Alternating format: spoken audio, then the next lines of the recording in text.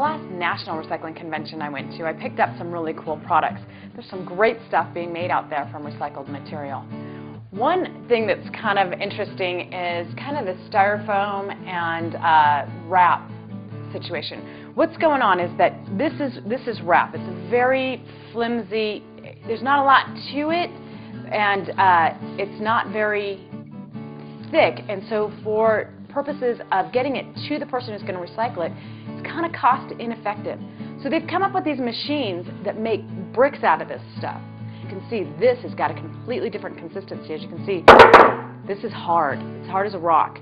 And it's just a ton of this. So instead of this, which really doesn't do anything, it's just all mixed together. And it's very interesting. And then they can go ahead and make more of this wrap with that. So that's a great use because it goes right back into what it was.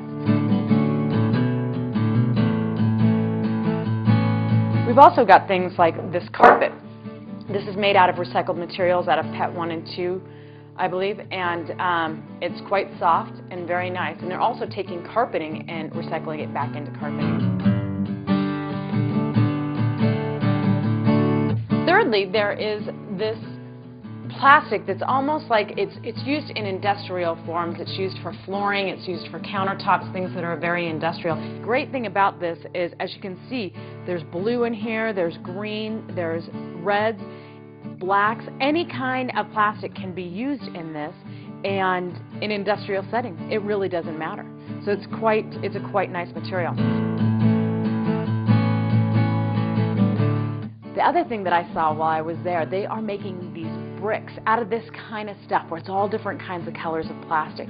And what they're doing is you can paint it any kind of color. So it's really neat. You can actually make buildings and make structures out of it. So it's fantastic.